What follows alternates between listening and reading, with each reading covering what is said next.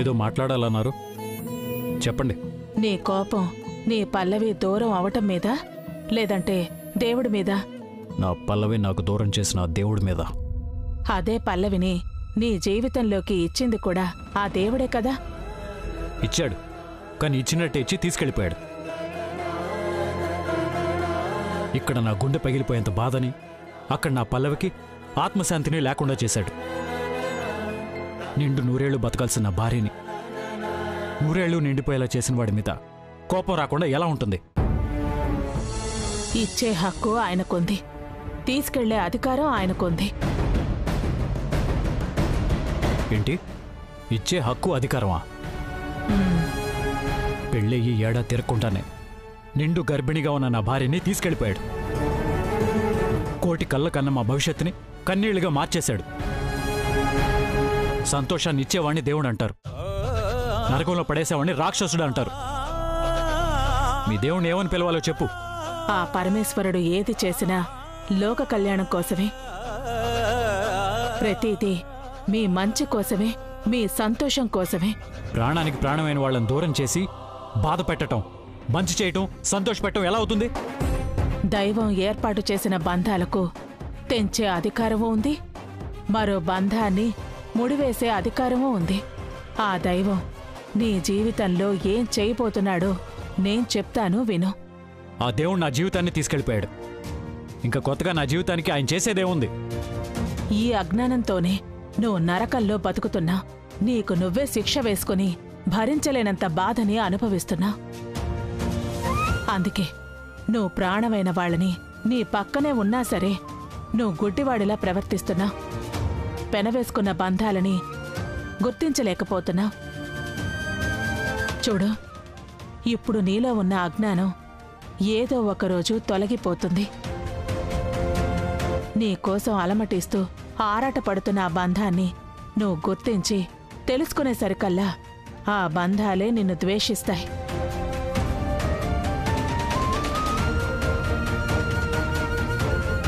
ఏడుస్తావు, అలమటిస్తావు.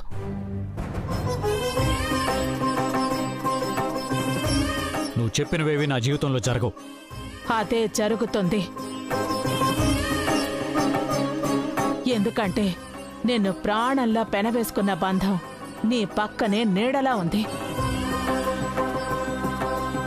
ఆ బంధమే నీ భవిష్యత్తు. అది దేవుడు ముడివేసిన బంధం. నా భవిష్యత్ ఏంటో నాకు తెలుసు, మీరేం చెప్పక్కర్లేదు.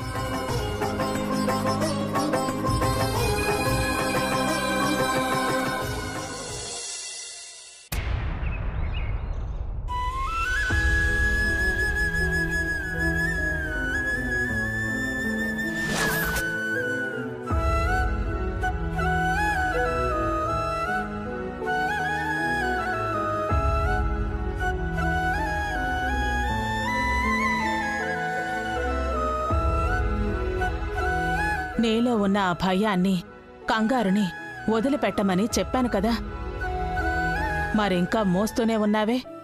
నాలోని ఈ భయమంతా సంతోషంగా మారే రోజు త్వరలోనే రాబోతుందని ఆశతో ఉన్నానమ్మా. కానీ ఆ నమ్మకం ఇలా చెల్లాచెదురయ్యే లోపు ఏదో భయం ఆ నమ్మకాన్ని చంపేస్తోందమ్మా. నీ అపనమ్మకానికి కారణం? సాక్షాత్తు దైవ స్వరూపమైన మీ రాకతో నా కొడుకు మనసు మారుతుంది, నా కోడల్ని భార్యగా అంగీకరిస్తాడు అని ఆశపడ్డాను. కాని తన పక్కన భర్త స్థానంలో నిలబడి ఆశీర్వాదం తీసుకోవడానికే ఇష్టపడ్డం లేదు. అలాంటివాడు తనని భార్యగా ఎప్పటికి అంగీకరిస్తాడు? అసలు అంగీకరిస్తాడా లేదా అని భయం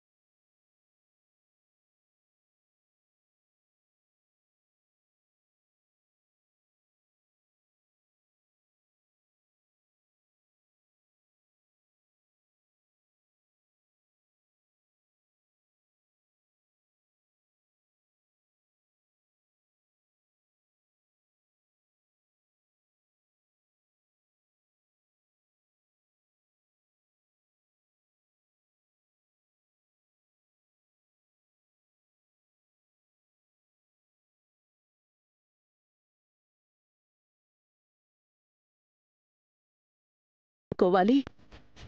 నీ కోడలి సంకల్ప బలం చాలా గొప్పది. నీ కొడుకు జీవితంలోకి భార్యగా అడుగుపెట్టిన తన బాధ్యతలో నిజాయితీ ఉంది.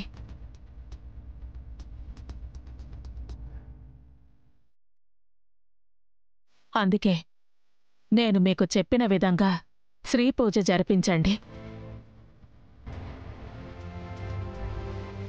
చెప్పండమ్మా, ఆ శ్రీ పూజని ఎలా జరిపించాలో.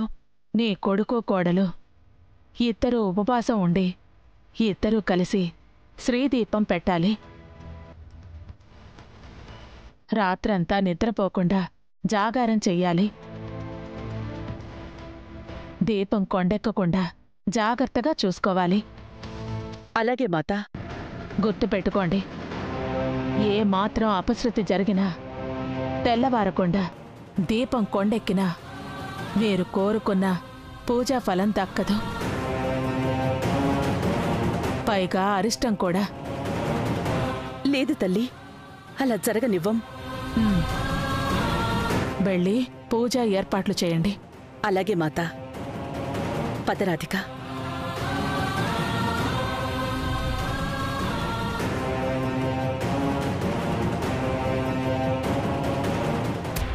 ఓం బాబు.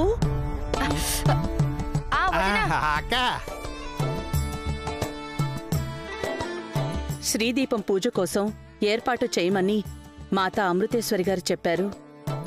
అందుకు సంబంధించిన ఏర్పాట్లు చూడు. ఆల్రెడీ గుమ్మాలకే గోడలకే పూలు తోరణాలని కట్టేశాను. ఇంకేం చేయాలక్క?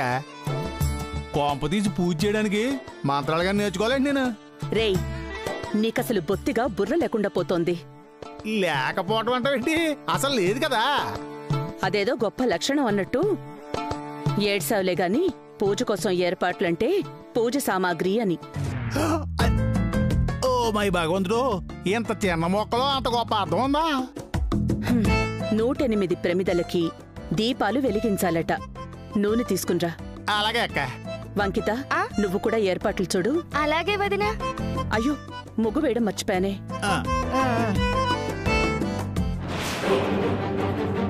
ఆ రాధిక అసలు ఈ ఇంట్లో ఉండడాన్ని మనం తట్టుకోలేకపోతున్నామంటే కార్తీక్తో తన కాపురం బాగుండడం కోసం చేసే పూజకి మనం ఏర్పాట్లు చెయ్యాలంట. చిచ్చి కర్మ.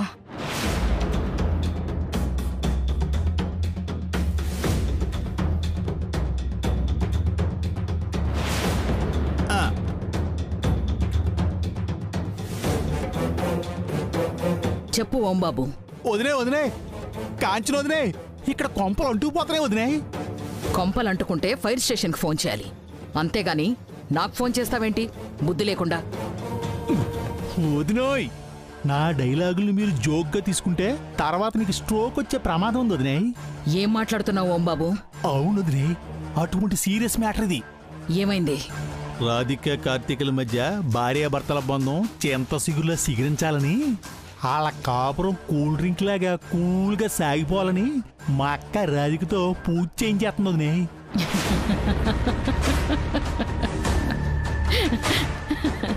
మీ అక్క పిచ్చి కాకపోతే పూజలు చేయిస్తే బంధాలు బలపడతాయా, కాపురాలు నిలబడతాయా? అబ్బా వదిలే, నిలబడతాయా బలపడతాయా అని నువ్వంత తేలిగ్గా తీసుకోకు. ఎందుకంటే ఆ పూజ జరిపిందే మాతా అమృతేశ్వరీదేవి. ఆవిడ 18 శక్తిపీఠాలు తిరిగిందంట. సాక్షాత్తు ఆవిడ అమ్మవారు స్వరూపమేనంట. ఆ అమ్మ రాధికతో పూజ జరిపితే ఆ ముక్కోడి దేవతల దీవెనలతో కార్తీకు రాధికలు కలిసిపోయినా ఆశ్చర్యమే లేదు. వదినే, మా ధర్మం తక్క ఎంత స్వార్థపరురాలో చూసావా? ఇలాంటి పూజని నీ కూతురు పల్లవితో చేయించుండుంటే ఎంచక్క పల్లవి బతుకుండేదేమో. పల్లవనేమో పురుగులా చూసింది, ఇప్పుడు రాధికనేమో నెత్తి మీద ఎట్టుకుని అపురూపంగా చూసుకుంటుంది. ఓం బాబు,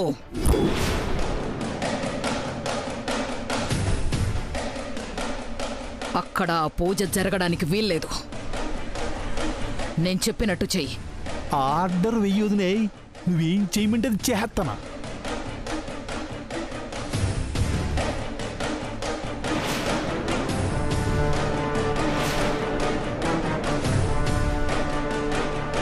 సరేనా? సూపర్ వదినే, ప్లాన్ పిచ్చెక్కిపోయింది. ఇంకా పూజ ఆగిపోయినట్టే. రాధిక కార్తీకుల కాపురం కుదుట పడుతుందనే మా అక్క ఆశలు గోదాట్లో కలిసిపోయినట్టే.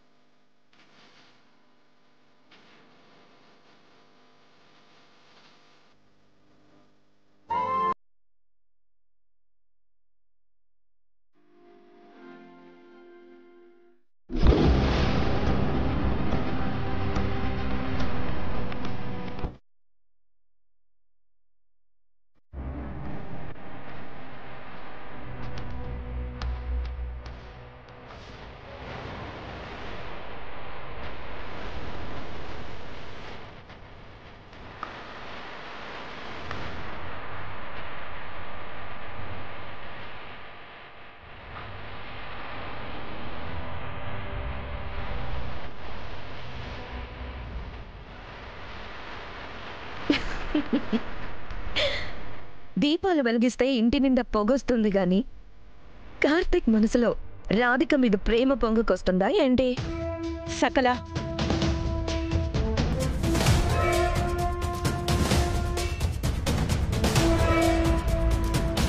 నేనేదైనా ఒక మాట చెప్పగానే నువ్వు సకల అంటూ ఇల్లు దద్దరిల్లిపోయేలా అరవడం తప్ప, అరే తను చెప్పింది కరెక్టే కదా, నిజమే కదా, మరి ఈ విషయం నాకెందుకు అర్థం కావట్లేదు అని నువ్వెందుకు ఆలోచించలేకపోతున్నావు?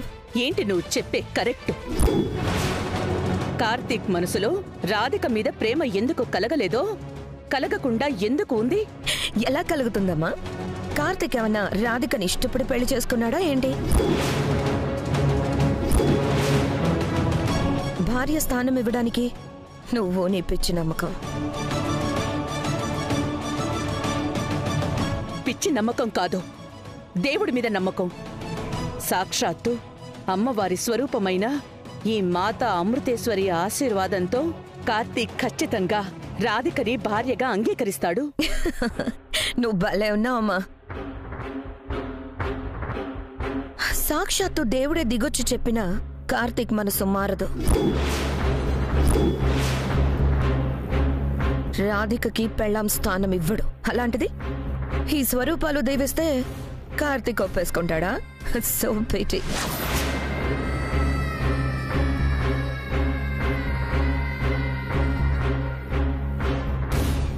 నీకు భక్త కన్నప్ప తెలుసా?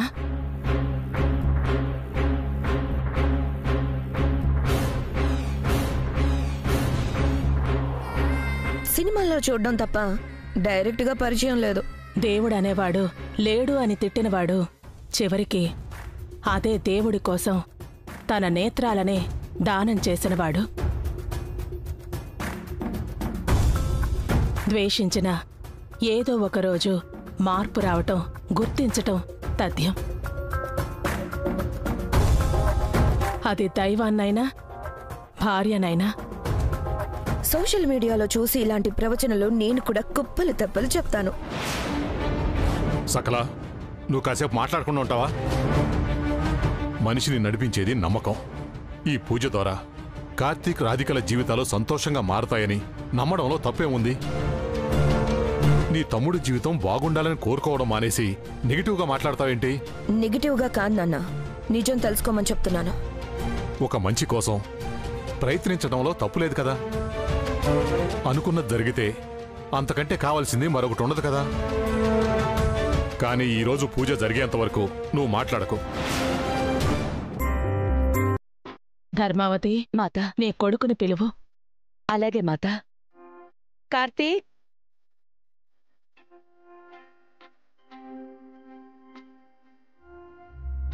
ఏంటమ్మా? మాత నిన్ను పిలవమని చెప్పారు.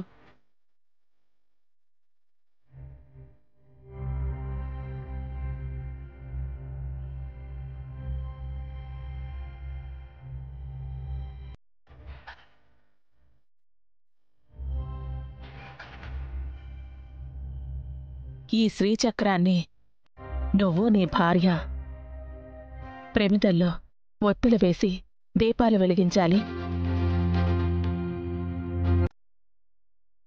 ముందు ప్రమిదలు పెట్టండి.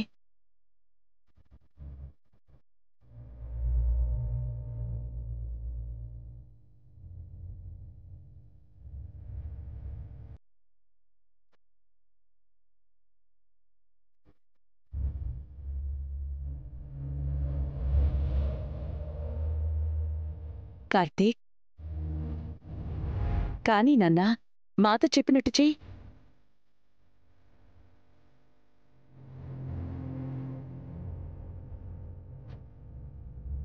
కార్తీక్, ఆలోచిస్తావేంట్రా?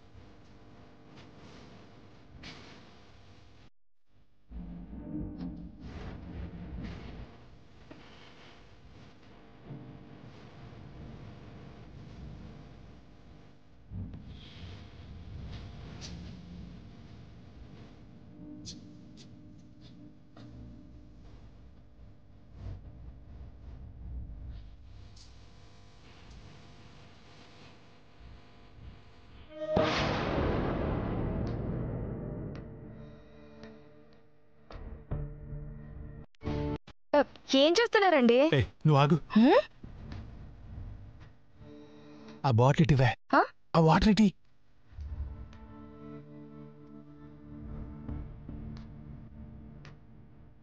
అయ్యో,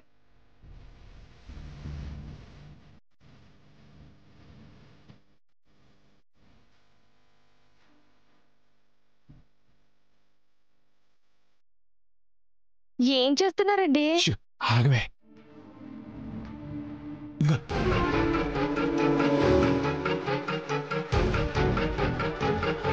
ఇలా నుంచి అడుగుతుంటే చెప్పవేంటి? అసలు నీకేమైనా పిచ్చి పట్టిందా? నిన్ను పెళ్లి చేసుకున్నాక వచ్చిందేమో గానీ ఆ డైలాగ్ ఎందుకన్నావో చెప్పు. అనడం కాదు, అట్ల కాడు తీసుకుని వాత పెట్టాలి. బంగారం లాంటి పూజనంలో నీళ్లు కలుపుతావేంటి? ఇలా చేస్తే దీపాలు వెలగవు కదా. ఎలగకూడదనే కదా నీళ్లు పోసింది. అర్థం కాలా. నీ డైలాగు వెనుకున్న మతలబేంటో అర్థం కాలా. ఓసిన మతిలేని శ్రీమతి ఆ మాత అమృతేశ్వరీదేవిని పిలిపించి మా అక్క ఈ శ్రీ పూజ ఎందుకు చేయండి? నీకేమైనా మెమరీ లాసా? ఇంత చిన్న విషయం కూడా గుర్తులేదా? రాధిక కార్తీక్ కృష్ణల మధ్య భార్యాభర్తల బంధం చిగురించి పువ్వులు పూసి కాయలు కాయాలని. ఆ రాధిక అసలే మనకి బద్ధ శత్రువు. రాధిక కార్తీకుల బంధం బంకమట్లాగా బలపడిందనుకో, మనకి ఇంట్లో చోటు ఉండదు. అవును, కరెక్టే. ఈ భయం నాకు బల్లెంలో గుచ్చుకుంటుంది. అందుకే దీపాలు ఎలకుండా చేసామనుకో పూజ పులిహార అయిపోద్ది. వాళ్ళ బంధం బంగాళదుంప అయిపోద్ది. ఓరి నా దొంగ మొగుడు, నీకు బుర్ర లేదనుకున్నాను కానీ బానే పనిచేస్తుంది. అదేంటోనే, నువ్వు పొగిడినా సరే పొడిసినట్టే ఉంటుంది. ఓం బాబు, వచ్చేస్తున్నానక్క. పద పద. దీపాలు ఆరిపోయేలా చేసి కాపురాలు కూల్చే కార్యక్రమానికి జ్యోతి ప్రజ్వలన చేద్దాం. పద పద. పద పద.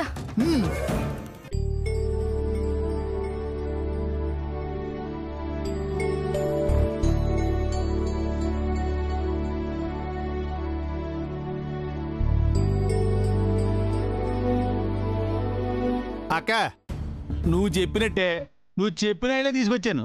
రాధిక, ప్రమిదల్లో నూనె పోయమ్మా. ఇదిగా పోయి పోయి పోయి పోయి పోయి